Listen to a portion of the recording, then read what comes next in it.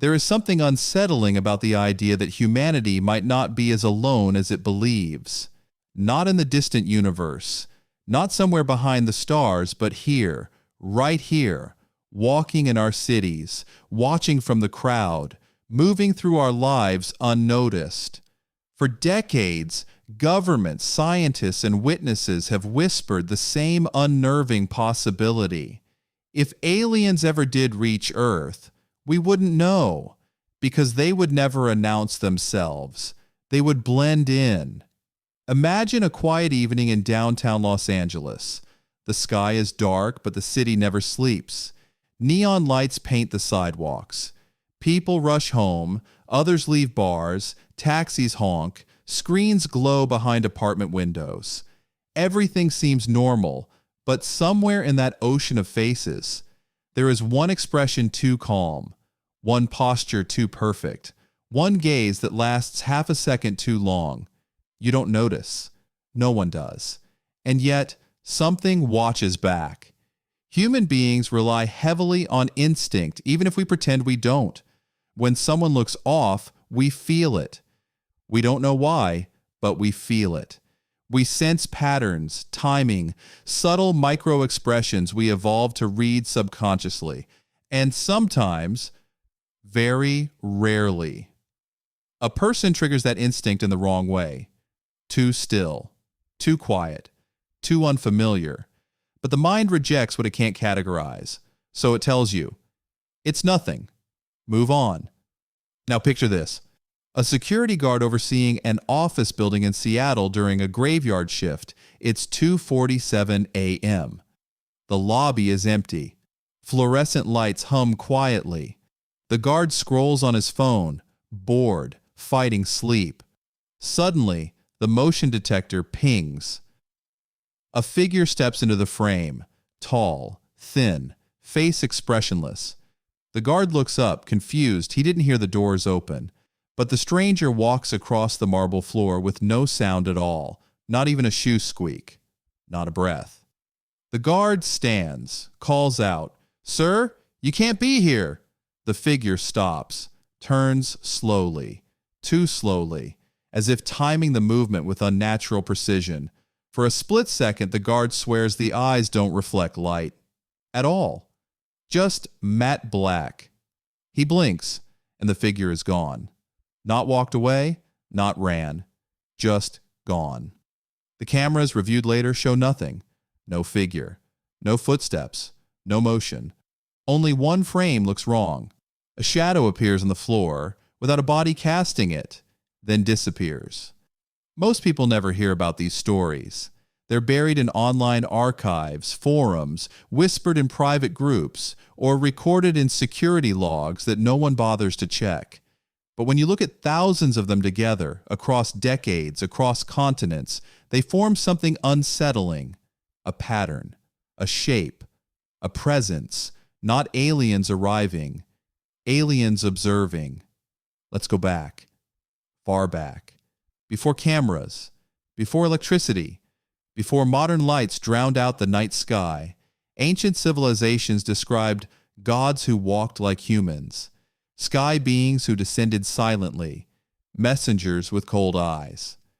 These records exist everywhere: Sumer India, China, Africa, South America.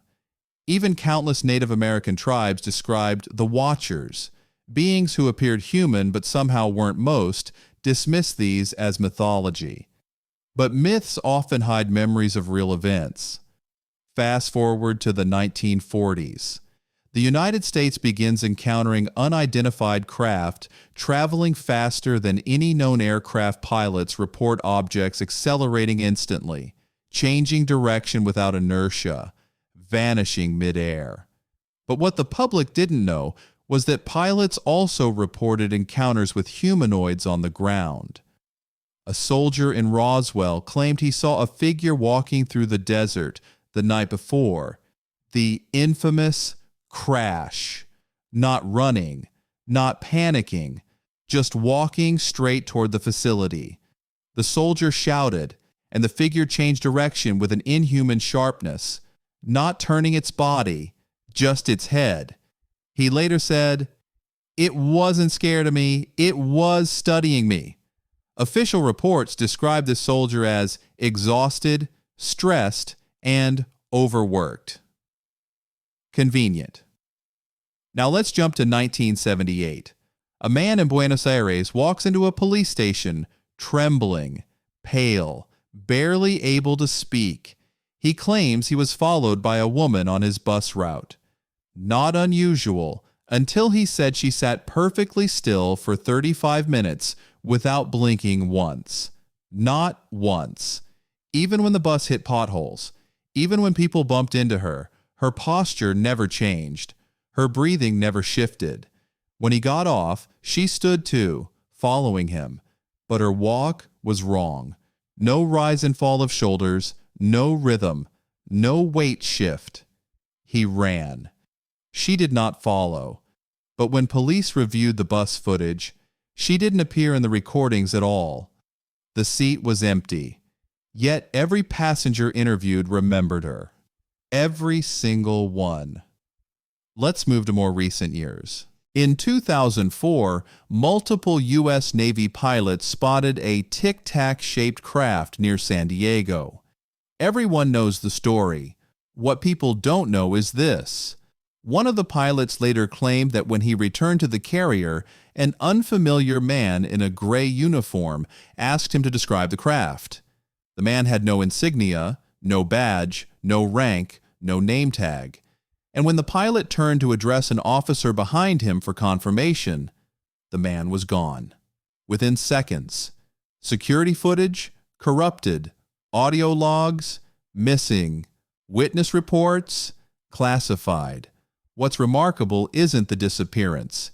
It's the description.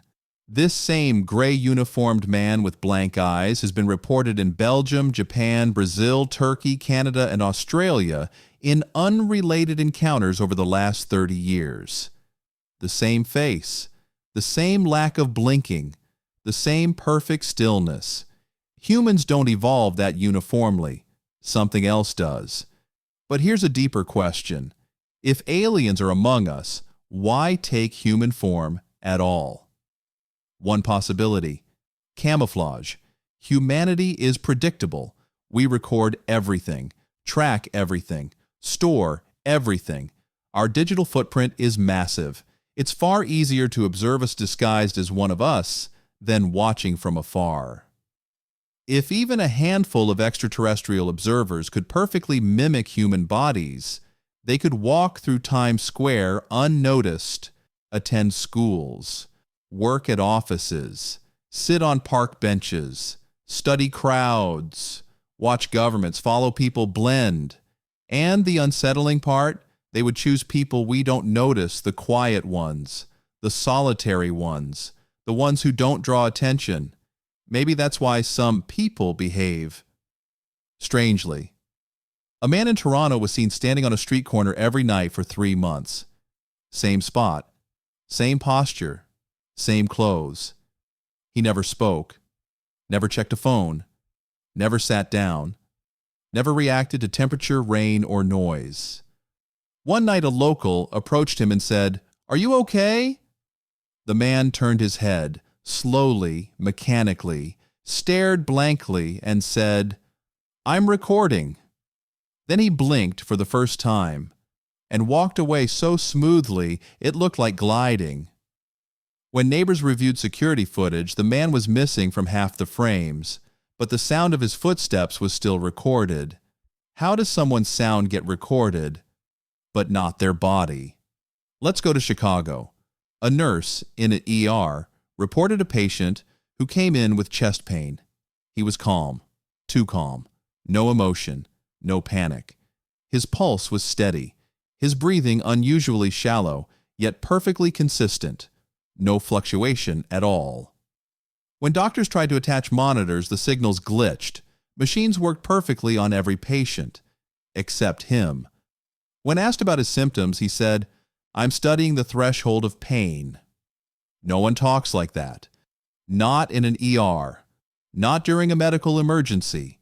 When staff left the room to discuss the case, they came back 2 minutes later and the patient was gone. IV removed. Gown on the bed. Security cameras showed nothing, but the door alarm log shows the door opened, and a pressure sensor briefly activated, as if something walked across it that cameras could not see. And then there are the disappearance stories. People who vanish without a trace. No struggle, no clues, no digital footprint, no sightings. Some assume kidnapping. Others assume running away. But the FBI quietly categorizes a portion of these cases as unexplained anomalies.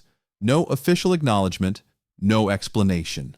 One FBI agent, anonymously, described it like this: "It's as if they walked out of reality, like they weren't made of the same matter we are."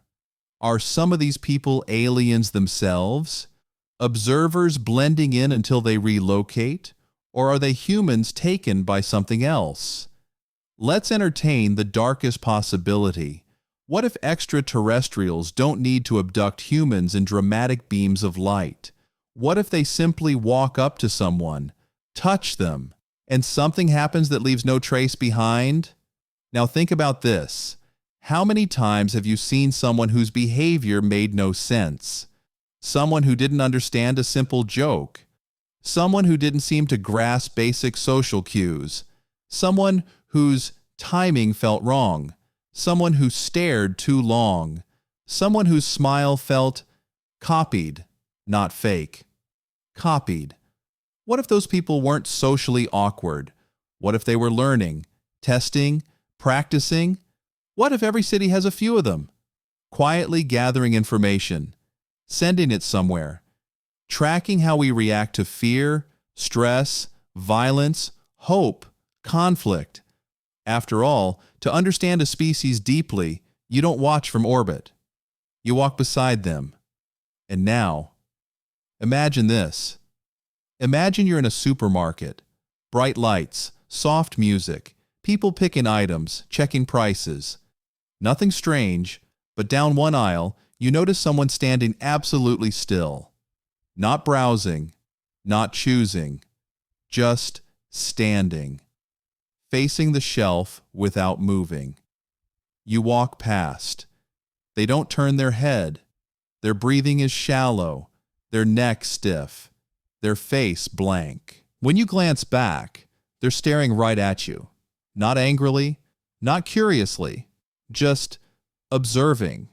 You blink, and someone passes between you, and then they're gone. No footsteps, no sound, no trace. You tell yourself it was your imagination, but the human brain is rarely wrong when it senses danger. And maybe the scariest part of this entire theory is not the idea that aliens might one day arrive. It's the idea that they came decades ago, and we simply didn't recognize them. Maybe one lives in your building. Maybe one works at your office. Maybe one sits silently beside you on the bus every morning. Maybe you've spoken to one without even realizing it. And now the question becomes, if they are already among us, what are they waiting for? Observation is always the first step. The second step has not begun yet. At least, not that we know of.